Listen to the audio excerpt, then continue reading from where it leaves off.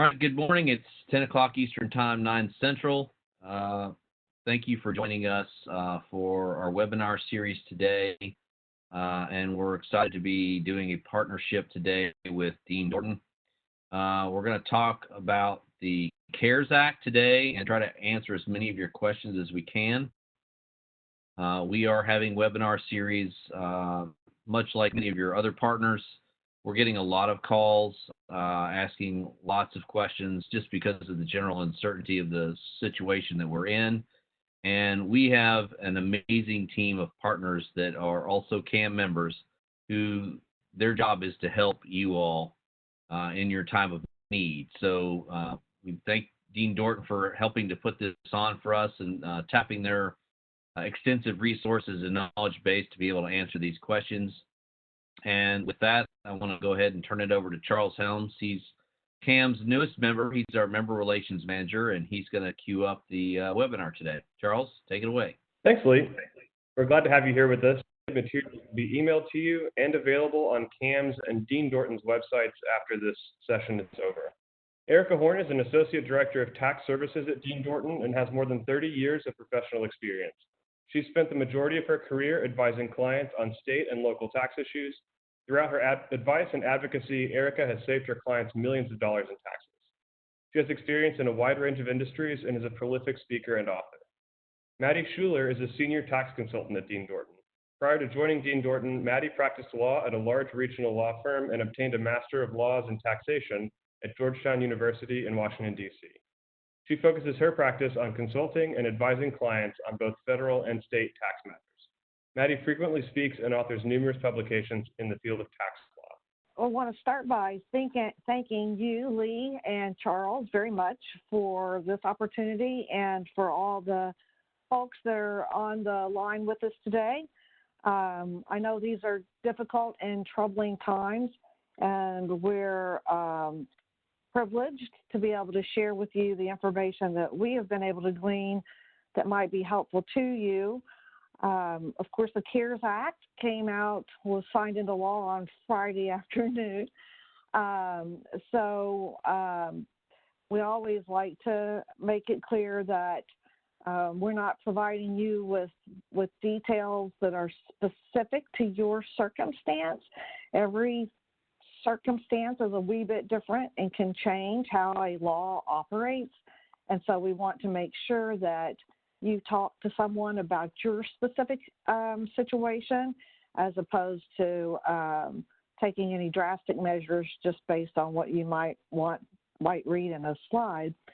And then also I want to say that there are going to be occasions today or this morning in this hour where we say we don't know. And if I'm on a webinar, the last thing I want to hear is I don't know. I mean, you didn't know before, so why should you listen to me for 50 minutes for me to say I don't know? But that's a function right now of the fact that all of this is so new. The Small Business Administration, the Department of Labor, the IRS, all of those folks are continually providing information and regulations, guidance, frequently asked questions. And we need that right now from the Small Business Administration to help us and from the IRS through some of these things. And there's specific things that you have asked questions about. So with all that, we're going to start by talking about the loans, the Paycheck Protection loans, the Economic Injury Disaster loans. I'll do that. And then Maddie will take over and take care of the payroll tax credits, sick and family leave, employee retention, and then the deferral of payment of your employer payroll taxes. So here's the first polling question. So as Charles said earlier, if you'll go down, hover over the presentation at the bottom, if your polling box isn't up, and your polling box, you just click on it, it'll pop up. Are you the owner, CEO, CFO, plant manager, controller, accountant? I should have included none of the above, all of the above. So just pick whatever you think matches the best. Okay, so we have, we've got owners, CEOs, we've got all the above. equally spread. Well, we have more accountants. I'm not. Am I good with numbers or not? So anyway, okay, thanks for that. That helps us. That helps us know how to focus. And this other question is about the size of your business, 5 to 50. Thanks again. All of that information helps us to again know how to focus our questions. Appreciate that. Our remarks. So both the Paycheck protection loans that were made available through the CARES Act, the President signed on Friday, and the economic injury disaster loans, which were available before and were enhanced in some ways by the CARES Act, are SBA loans. And the payroll protection loans in particular are called Section 7A loans. And we need to know just a wee bit about Section 7A to understand some of the parts of the payroll protection loan. So the first thing that came to my mind is what in the world is a small, so the loans are available to business concerns as defined by, small business concerns as defined by the SBA. And then the statute says any business concern, and then it adds nonprofits and some others. So small business concerns is defined by the SBA. Any business concern, not sure what that means, nonprofits and others. So here is the definition of small. So am I a small business? It depends on what industry you're in, what you're manufacturing, and either how many employees you have or your annual gross receipts. And NAICS codes are used to identify industries. You could, if you Google or whatever your favorite search engine is, SBA size standard manufacturing, you should see an opportunity to click for a chart. Or there's actually, they can ask you a couple questions and it'll tell you whether or not you meet the definition. So that's one. Also, when determining the number of employees or your annual gross receipts, you have to include affiliates. Affiliates is a defined term. It means power to control. How do you define power to control? They don't define it as much as they give two examples: external party with 50% or more ownership, less than 50% ownership, but other ways to control, such as a contractual agreement, they say. And then that control feature, it's not necessary that it be exercised. It's just enough that it's there. Here are examples of small businesses. So if anybody on the line is a dog food manufacturer, if you have 1,000 employees or less, you are a small business. Your business concern is a for-profit entity in the United States, operating primarily within the United States. You can be owned by a foreign company, but as long as you are within the United States, that's the key. And then you can, whether you're owned by an individual or partnership, LLC, corporation, it doesn't matter. So this list here is a list of groups that the SBA say are not business concerns. And this is, and I don't think that any of this is going to be applicable to you guys, so we'll not worry about that. So with that background, Paycheck Protection Program. Now this by far, ladies and gentlemen, is the most generous, most generous of all the things that we'll talk about today. And if you look there under eligibility, you'll see what I said a minute ago. Small business concerns, so dog food manufacturers with 1,000 employees or less. Any business concern, well, we know what a business concern is, but what does any mean? Veterans organizations, tribal businesses, and then for this particular loan program, sole proprietors, independent contractors, and self-employed individuals can also apply. What's all the fuss about? Why is everyone excited about these particular loans? It's the first bullet point there. It's the potential loan forgiveness.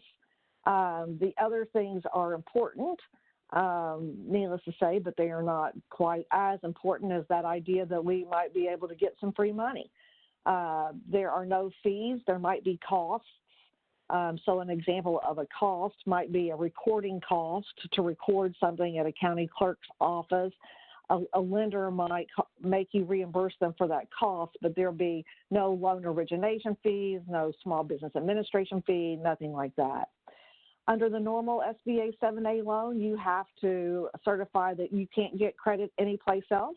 That's not true in this instance. Under the normal 7A loans, you have to give a personal guarantee once it's over $25,000 and collateral is required. Those obligations are waived here. The banks, so you get this loan from a bank, a lender that is approved by the SBA. The banks are required when they sign up for the program to guarantee at least 6 months of deferral of payment of interest and principal. So if, for example, we were able to get a loan on May 1st, since that's the closing date, then our first payment wouldn't be due until November 1st, if I counted that right, and perhaps as long as till the following year. There is a maximum term of 10 years. That will probably be between the borrower and the bank in terms of how long that repayment period is. Interest is capped at 4%. There is no prepayment penalty. This doesn't apply to you folks, but if you're in the hospitality or restaurant industry, that whole thing about how you count to your number and determine your gross receipts or your number of employees, you don't have to count your affiliates. So here are the things that are really important, right? Here's what you want to know. How much can I borrow? So we've talked about whether you can borrow. So if you are a manufacturer and you have less than the number of employees that's set forth in the SBA's size guidelines, you're eligible. So we've got that out of the way. How much can I borrow? How can I spend the money that I get? Most importantly, how much of the loan will be forgiven, and then where do I go? What do I do? And can I do it now? So here's how much the loan will be. The loan will be the lesser of 2.5 times your average monthly payroll cost, or $10 million. So you look at the prior 12 months payroll, divide by 12. You say my average monthly payroll cost is $400,000. 2.5 times that is $1 million. So I get to borrow $1 million. If your average monthly payroll cost was $3 million, for example, you'd be limited to the $10 million. So 2.5 times your average monthly payroll cost. Exactly what months are included when you calculate that average is a little bit up in the air. The lender is going to tell you that. The statute says loan date, but that will be a moving target, right? Because we don't know when the loan date is going to be. And I would think that the lender is going to set the amount of the loan before the loan date. What constitutes payroll costs? So 2.5 times of what, Erica? Here's the list: salaries, wages, commissions, cash tips, sick and other leave, retirement payments, state and local taxes. But you can't include individual employee compensation in excess of $100,000, FICA, employee share or employer share, federal income tax withholdings, employees whose principal residence is outside the United States, And sorry about that. We rearranged the slides. Qualified sick leave wages or qualified family leave wages that will be discussed later instead of earlier. Maddie will cover that in a minute. So when you're calculating the payroll cost, it's almost all of your payroll costs, health insurance, that should really be on there.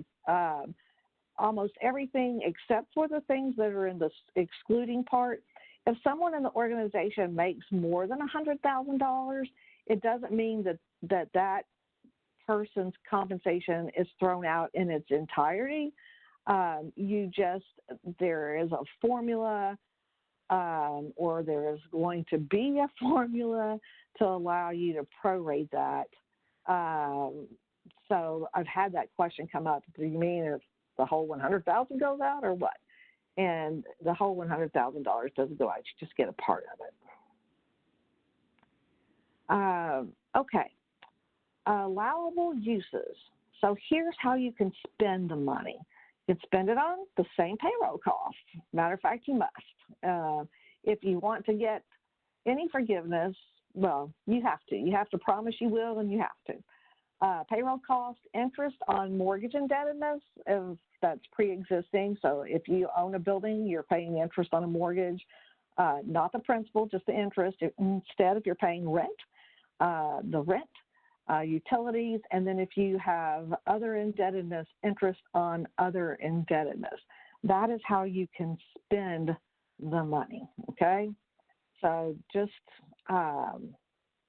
quickly, you're eligible if you have employees, less employees than whatever the size chart says. You can borrow 2.5 times your average monthly payroll cost.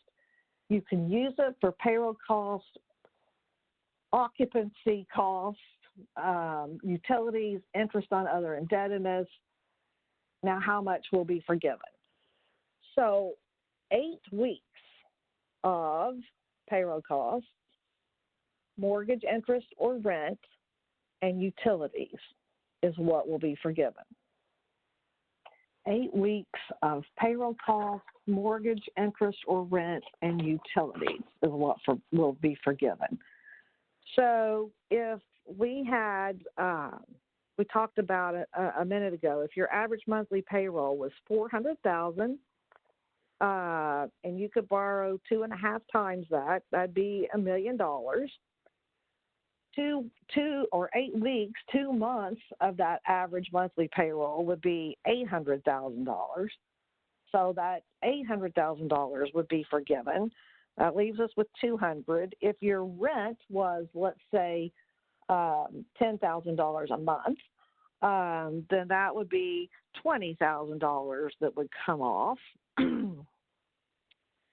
And then if your utilities were $5,000 a month, that'd be another $10,000 that would come off. And the difference you would have to pay back. So your loan amount is reduced by your payroll cost, your occupancy fees, including your utilities, for 8 weeks. So you're thinking, what 8 weeks, Erica? Because if I've had to let everybody go, if I had to do that last week and I can't bring them back until I get this loan, I'm not going to have hardly any payroll costs that I can be forgiven for in these first several weeks. So when do you measure that 8 weeks? And this is one of those things that it's not crystal clear. So the statute says the 8 weeks starts from the date of the loan. So we said a minute ago, I can't remember if we said, I think we said the loan might have been May 1st. So that would mean that your 8 weeks that you would measure the forgiveness would be May 1st to June 30th. That's going to be a different number than if you measure it from April 1st to May 31st, or if you measure it from April 15th to June 15th. Obviously, we want to be able to maximize that number, no doubt about that, and we need time to bring people back if we've already laid them off. So the statute says 8 weeks from the date of the loan. Lots of other stuff out there says you can choose the 8 weeks, including a publication by the Senate Committee on Small Business. It says you choose the 8 weeks. So the truth of the matter is I really hope that's the answer, because otherwise that's a stingy way of doing business.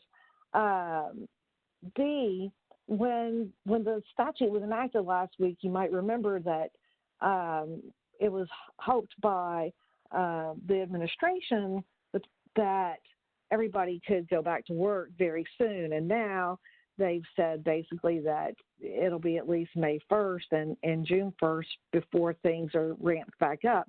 Well, if that's true, then 8 weeks starting June 1st, if the period ends June 30th, isn't going to work.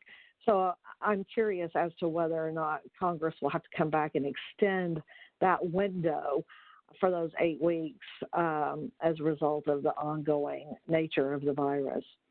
If you spend money on other indebtedness, then that will not be forgiven. You will have to pay that back.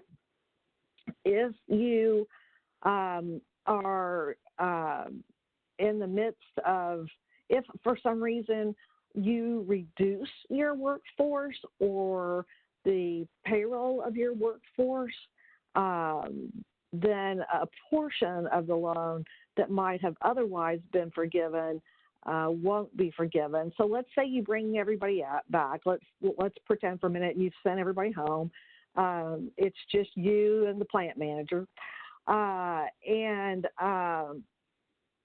you bring everybody back when you get the money, and then you realize after 4 to 6 weeks you're just not back, and there's nothing for half of the people to do, and you lay them off. Well, in that instance, what the government's going to do is going to compare your payroll for a certain time period, let's say May 2020. These are broad strokes. This is not any specific calculation, to May 2019. And if you're at 50%, then they're going to reduce the amount of loan forgiveness by around 50%. Now, there's a formula in the statute that's a little bit convoluted, but those are the broad strokes of how the amount forgiven can be reduced if, for some reason, payroll number of employees, or the total dollar of the wages is reduced. Documentation is critical. You have to basically document every penny you spend.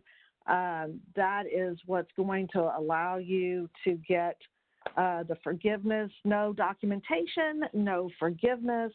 The types of things that are listed as the types of documentation you would need include federal payroll tax filings, state income, payroll, unemployment filings, canceled checks, receipts. If you make payments, like you go to the utility company and pay by money order, like my dad does, then a payment receipt for that. Any other documents verifying your rent, for example, a lease agreement, utilities, your utility bills, all of those things.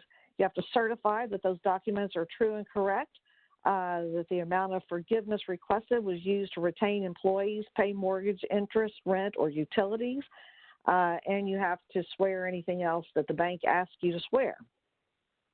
Like I said, no documentation, no forgiveness. The lender must issue a decision on forgiveness within 60 days of receipt of the application.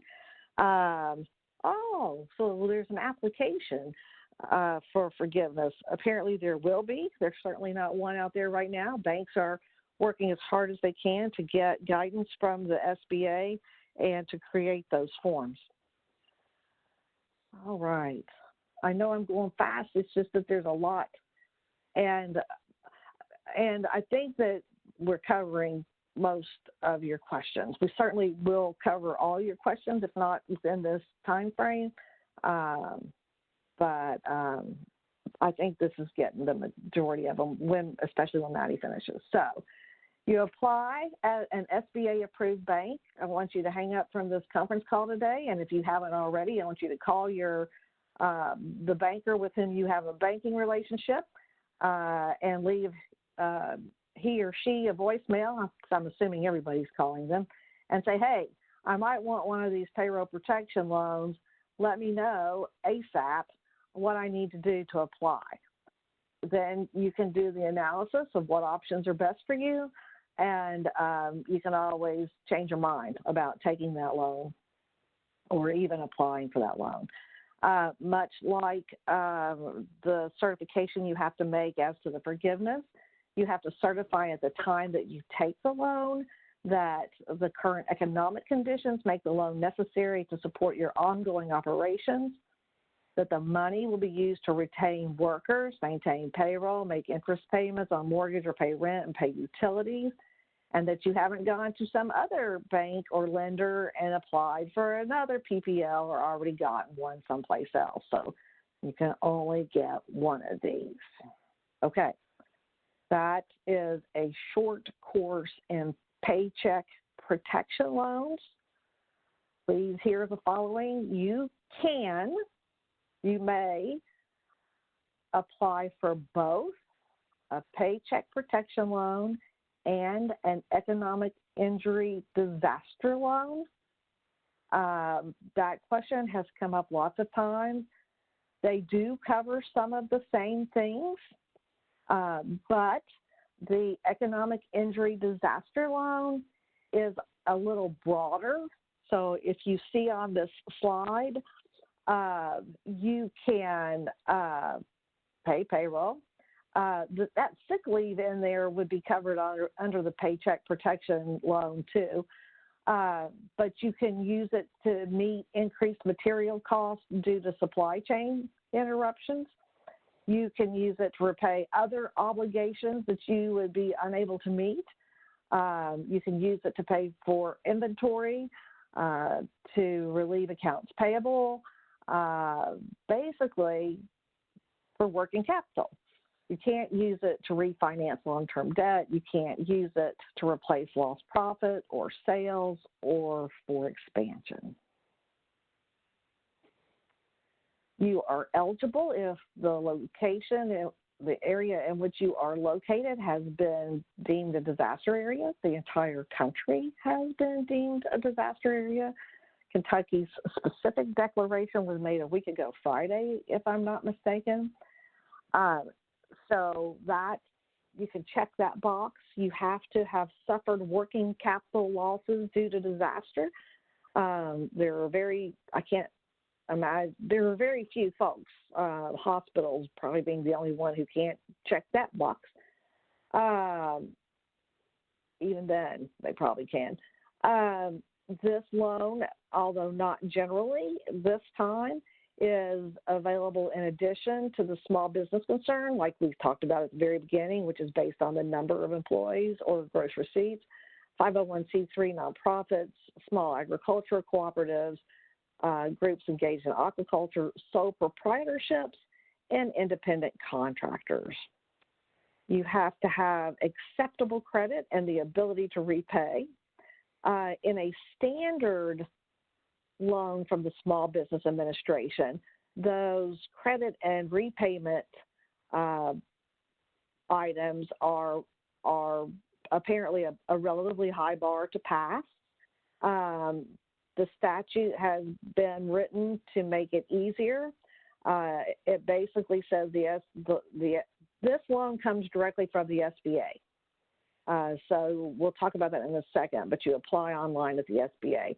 They basically get to look at your credit score, and then the normal formula they use to determine your ability to repay. Congress has told them to use an alternate formula. So we don't know what that'll be, but okay. The amount of money loaned depends on the demonstration of need, but cannot exceed $2 million. The interest rate is 3.75%. The term is up to 30 years. how is the amount of this loan determined? It's a little different. It's determined based on your performance over the past 3 years.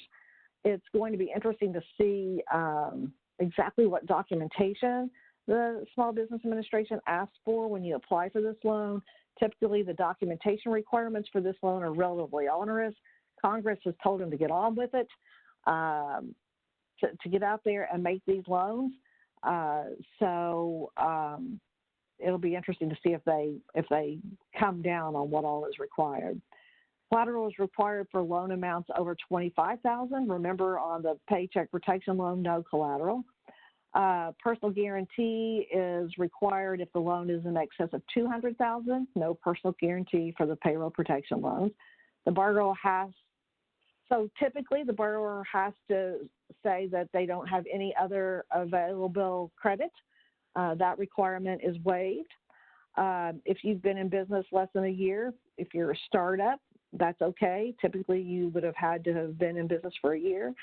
You can apply for a $10,000 emergency grant, so get cash $10,000 right away. You apply online directly to the SBA. That site has been crashing regularly with all of the volume. So just know that you're going to have to be patient. Print the application first, fill it out so that when you do get online, you're not spending a lot of time and having it time out on you while you try to complete the application. Once again, documentation of how you spend those funds is critical, not because there's forgiveness, but because other loan terms could be changed if they find out that you haven't spent it for the appropriate purposes. All right. I know that was quick. I was trying to leave Maddie enough time and answer all your questions at the same time. Maddie, it's your turn to talk really fast. All right. I'll take it away. So now we're going to move on to payroll tax credits and deferrals, which is another form of relief that was contained in 2 recent acts that were passed by Congress, the Families First Coronavirus Response Act, which came out on March 18th, which now feels like an eternity ago, and the CARES Act, which was just signed into law on Friday. So, and I'll make a note as we go through some of these, but you'll see that for some of these credits, they do interact in some way with the Paycheck Protection Program that Erica just talked about. So just something to keep in mind. If you're eligible for one, you might not be eligible for the other, and I'll point that out, but just something that I also wanted to mention. So there were 3 major payroll tax relief measures in some of the recent legislation. There are sick and family leave payroll tax credits, at the employee retention tax credit, and then payroll tax deferral. And so I'm going to talk about each of those in a little bit more detail. Sick and family leave payroll tax credits. So the Families First Coronavirus Response Act created an Emergency Paid Sick Leave Act, which I'll just call the Sick Leave Act for shorthand, and then the Emergency Family and Medical Leave Expansion Act, or the Family Leave Act. And in addition, it created tax credits for employers that are required to provide paid sick and family leave under these acts. So just a quick overview of the acts themselves. The Sick Leave Act applies to government employers in addition to tax-exempt organizations and private employers with less than 500 employees. And it requires these employers to provide 2 weeks or up to 80 hours of paid sick leave if the employee isn't able to work for certain coronavirus-related reasons. I will say for part-time employees, they're entitled to the number of hours that they would typically work during a 2-week period. So the reasons for paid sick leave, an employee might be entitled or would be entitled to paid sick leave if they fall within any of these 6 categories. So if he or she is subject to a federal, state, or local quarantine or isolation order related to coronavirus, if he or she's been advised by a healthcare provider to self-quarantine or is experiencing symptoms of coronavirus and seeking a diagnosis, if the individual is caring for another individual who is subject to 1 or 2, either subject to a quarantine order or has been advised by a healthcare provider to self-quarantine. If the individual is caring for a child whose school or place of care is closed or child care provider is unavailable due to coronavirus, this is a big one because I know, all the schools are closed at this point, or then any other substantially similar reason specified by the federal government. at this point, we don't really know exactly what that means. There hasn't been any further guidance kind of specifying a similar reason at this point. So the reason for the leave impacts how much the employer is required to pay that employee. So if the employee is taking leave for one of those first three reasons, he or she is entitled to regular rate of pay up to a maximum of $511 per day or $5,110 total. If the employee is taking leave for reasons 4 through 6, they're entitled to 2/3 of the regular rate of pay, up to $200 per day and $2,000 total. So the Family Leave Act, that was the other act that was part of the Families First Coronavirus Response Act, and it applies to most government employers as well as tax-exempt organizations and private employers with less than 500 employees. The Family Leave Act only applies to employees who are unable to work because they have to care for a child whose school or place of care has closed due to a coronavirus emergency. And in order to be entitled to paid family leave, the employees must have been on the payroll for at least 30 days. So that's a distinction. With the Sick Leave Act, there's not any requirement that they have been on the payroll for a certain number of days, but to be entitled to this family leave, they do have to have been on the payroll for at least 30 days. The Family Leave Act entitles employees to 12 weeks of job protected family leave. The first 2 weeks can be unpaid, although it's possible that they might be able to use paid sick leave for those 2 weeks. And then after the first 2 weeks, employers are required to provide the employee with 2/3 of their regular rate of pay, up to $200 a day and $10,000 total for those 10 weeks. So what Congress did in order to offset the cost of employers that are required to pay this sick and family leave was to provide for these refundable tax credits in an effort to reimburse them for that. And so the refundable payroll tax credits are equal to 100% of wages paid under the Sick Leave Act and wages paid under the Family Leave Act. They also include amounts that are paid for health plan coverage that are allocable to those wages. Governmental employers, though, including government agencies and instrumentalities, are not eligible for the payroll tax credits, so they are required to pay the leave, but they don't get the credits. And the Act does provide equivalent credits for self-employed individuals. So again, the payroll tax credits, those kind of mesh with the leave that is required to be provided. And so if an employee is taking leave, paid sick leave for one of those first three reasons, the employer is going to be entitled to a payroll tax credit of up to $511 a day, $5,110 total up to 10 days. And then you'll see for the paid sick leave for individuals who are entitled to leave for reasons 4 through 6, the employer would get a tax credit of 2/3 the employee's regular rate of pay, up to $200 per day and $2,000 total. And then for the paid family leave, again, this just applies to employees taking leave because they're caring for a child whose school or place of care has closed. The employer would be entitled to a corresponding payroll tax credit of 2/3 that employee's regular rate of pay, up to $200 per day and $10,000 total. So the tax credits are intended to sort of correspond with the amount of leave that employers are required to pay. So small businesses with fewer than 50 employees, the Act does provide for an exemption for those.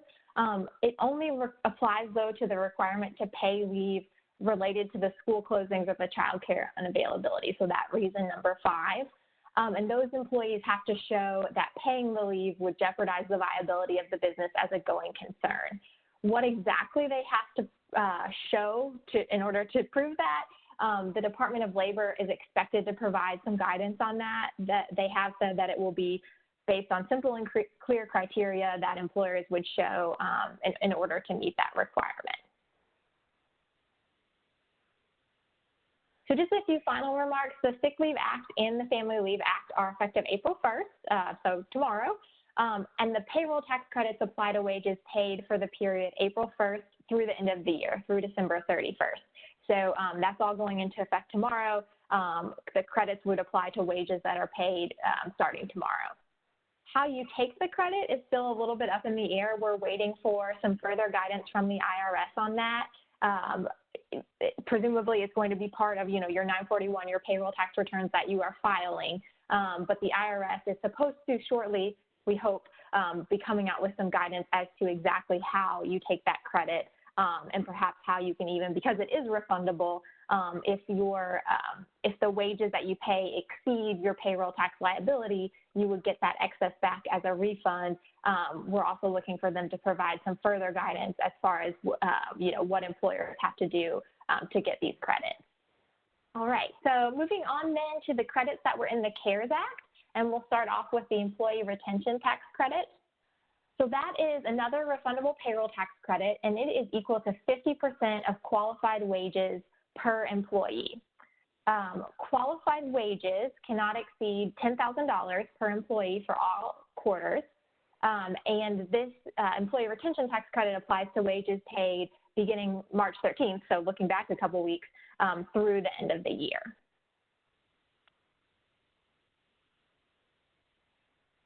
So qualified wages include health plan expenses.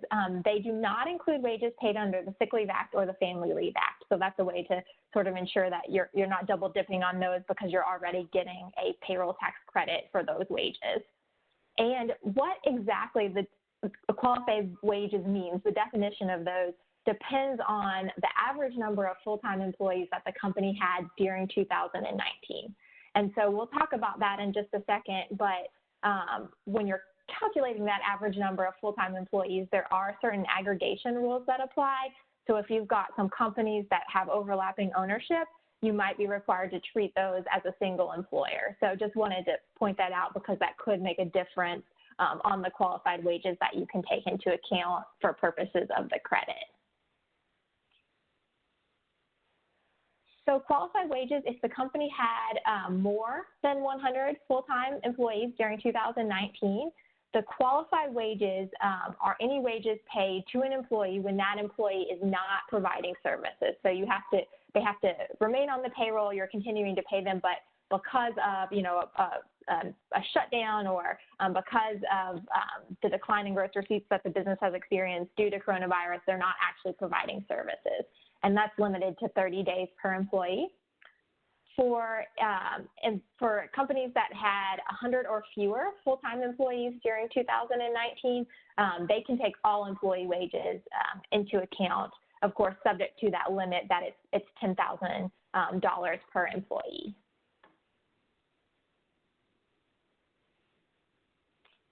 So who's an eligible employer for purposes of this employee retention tax credit? Who qualifies? So a business, first of all, has to have been operating in 2020, and then the business has to meet one of the following criteria. So that first criteria is that the operation of the business must have been fully or partially suspended due to a coronavirus order from a government agency, or the other criteria they could meet and qualify to take this credit is if essentially the period for which they're taking the credit, that calendar quarter, begins with the first calendar quarter after 2019, for which gross receipts are less than 50% of gross receipts looking at that same calendar quarter in the prior year. And then it would end with the calendar quarter following the first calendar quarter for which their gross receipts are greater than 80% of gross receipts for the same calendar quarter in the prior year. So you're really, with this second criteria, you're looking at businesses that have experienced a decline in gross receipts of more than 50% when you're comparing the calendar quarter this year to the same time last year. Ineligible employers, so kind of seeing a theme here with these payroll tax credits, governmental employers, including government agencies and instrumentalities, are not eligible for the employee retention tax credit. And then this is the key point, employers who receive a small business interruption loan under the Paycheck Protection Program that Erica just talked about would not be eligible for this employee retention tax credit. So something to keep in mind as you're evaluating your different options and which one you think would be most beneficial to you, that if you do get a loan under that Paycheck Protection Program, you would not be eligible to take these employee retention tax credits. All right, one more topic, and then hopefully we'll have a little bit of time for questions at the end. So the last thing I'll cover is payroll tax deferral. This was also part of the CARES Act that was enacted on Friday. It allows employers and self-employed individuals to defer payment of the employer share of Social Security taxes payable for all reporting periods through the end of the year, through 12/31/20. A key point to note here is that the tax liability does have to be paid, so it's not forgiven, but it is deferred. So that means that you could retain that cash for a longer period of time before you have to pay it over to the government. And the deferred liability is going to be payable in 2 different installments. So 50% is due by the end of 2021, with the remaining 50% due by the end of 2022. The payroll tax deferral period runs from the date that the CARES Act was enacted, which was on March 27th, through the end of the year. And then again, another key point, employers who receive loan forgiveness from the Paycheck Protection Program are not eligible for this payroll tax deferral. There's a little nuance there. You have to get the loan forgiveness. So theoretically, you could still receive a loan under the Paycheck Protection Program and be eligible. But if any part of that loan is forgiven, which as Erica mentioned is really a key selling point of that program, then you would not be eligible for this payroll tax deferral. All right, so with that, I think that covers my piece, and we'll open it up. Charles, I don't know how you want to handle with the questions, and we'll go from there. Yeah, so we have about 10 minutes left for questions, so we'll try to cover a couple of those that have come in the meantime. One of the ones that I saw repeatedly in the pre-registration questions was, how do accepting these loans affect companies' abilities to hire and fire on the basis of performance? The economic injury disaster loan would not be impacted at all. The forgiveness portion of the payroll protection loan could be impacted because of the rules regarding a reduction in overall pay or workforce. But, a one-off or sort of, somebody's not meeting expectations shouldn't have that significant of an effect. It's just something that you would need to be aware of. Another one that I received was about the timeline to receive the tax credits. How long does it typically take for this to come through? Is that collected in the next year's tax return? So that's a great question. And, these refundable payroll tax credits are taken against payroll taxes. And so they will, it will coincide with you filing those payroll tax returns, which are often, on a quarterly basis. We don't quite know the procedure, like I said. I mean, I know the IRS is working hard to provide guidance and to even set up a way to get an advance refund for those. And so we're hoping very soon. In fact, I think the IRS was supposed to provide guidance last week. I'm sure they've got a lot of things that they're trying to provide guidance on, so we haven't seen it yet. But certainly it would be with those payroll tax returns, and so it wouldn't be something where you would be waiting, a full year until you filed your income tax return for the following year. How about for companies that have already furloughed many or most of their employees? Are these loans a viable option for them to resume operations? Yes, it's the express purpose of the loans, of the paycheck protection loans or payroll protection loans, whatever I call them, that you bring your people back. That's what they want you to do. They are giving you that money so that you can ramp right back up and you can be back to business as normal. The economic injury disaster loan, again, payroll is a covered expense and an allowable use for those monies. And so, you should, they want you to bring back everybody. That's great news. Sheila Taylor asked, can you take the payroll tax credits and the small business loan, or can you only take one or the other?